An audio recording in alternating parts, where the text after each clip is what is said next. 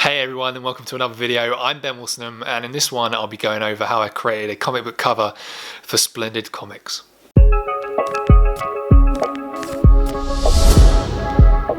So what did I use to create this piece? I used my 27-inch iMac and my iPad Pro with the Apple Pencil. The software that I used was Adobe Photoshop CC, and I used the Procreate app. For those that don't know, comics are usually covered in 3 different steps. It's pencils, inks, and colours. These are usually done by 3 different artists, but in this case, in terms of covers, it's usually just done by one. In this case, me. So to start the process off, we go into the brief and pencils. I get the brief from Chris from the email. Chris I've worked with before, and we've created some fantastic stuff together.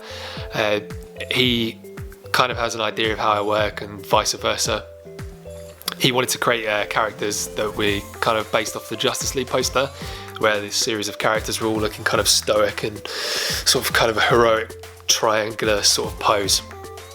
We've to and froed on some ideas, and then we created the concepts, the little sketches, 1, 2, 3, maybe 4 I send him, and then we pick the one that we like. In this case was the one where the characters are kind of coming out of the page a little bit and they've all got their own sort of personalities and space. From there I'll just go into Photoshop and I'll blow the concepts up a little bit to 300 dpi, which is kind of the artwork size.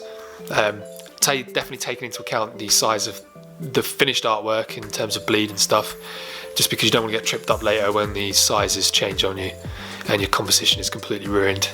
I go in and I create a pencil layer.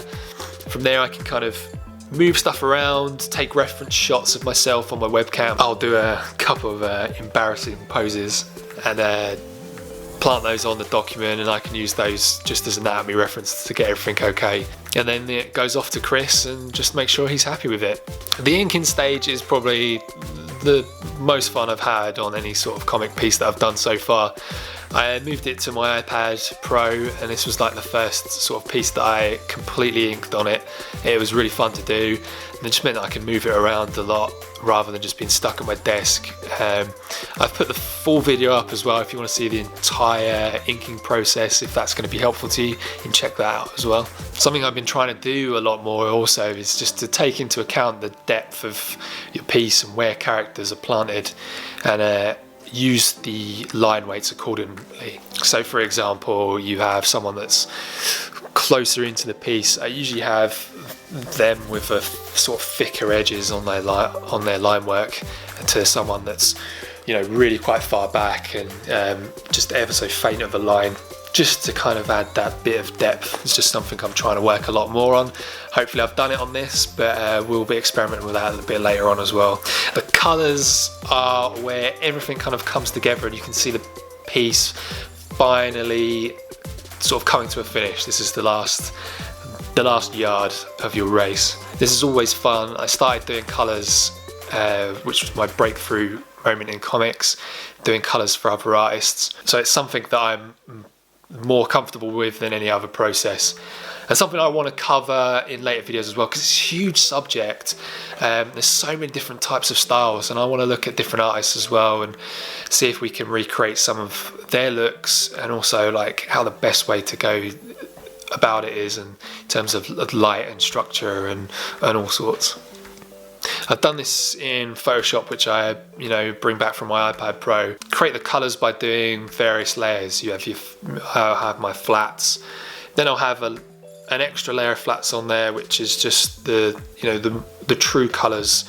I pick stuff from the mid-tones. This is where everybody differs. Some people pick the darker tones as a base, some pick the lighter ones. I like to do the mid-tones, and then I create separate layers for the shadows and the highlights. The shadows I've gone and done like just once, like colour.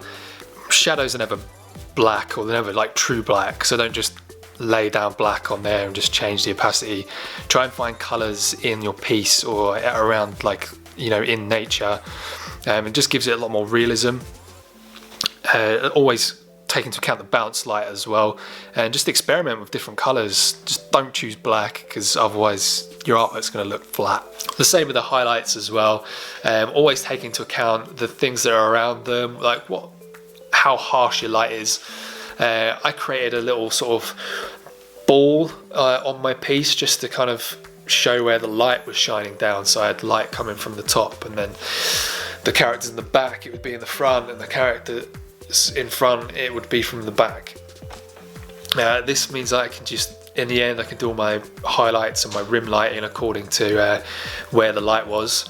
And that also added a little bit of depth and realism to the piece as well. All the while sending this to Chris just to make sure he's happy with all of the steps. I was ecstatic with how the cover came out in the end. Hopefully other people agree, and I wasn't just blowing my own trumpet. Here is the finished piece.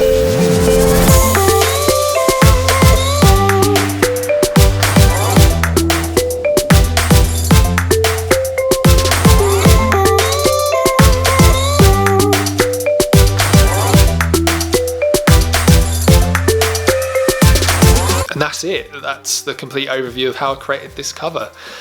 I have other videos supporting this. There's my full inking video that I'll post as well, just in case anybody's interested in seeing that. Hopefully this was helpful to anybody that's kind of starting out. If you are doing a cover, I'd love to see it.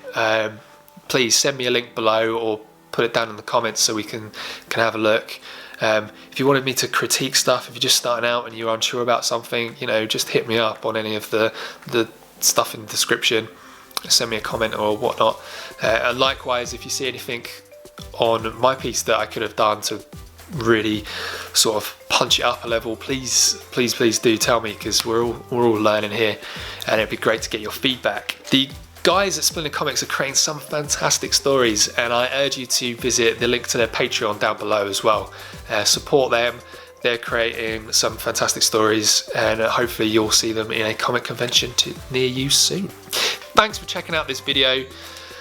I probably said it 1,000 times, but I do hope this was useful to some people. If it was, please give it a like and consider subscribing. You can follow me on Instagram and Twitter and everything down below. As always, I hope you liked the video. Thanks for checking it out, and I hope to see you in the next one. See you later.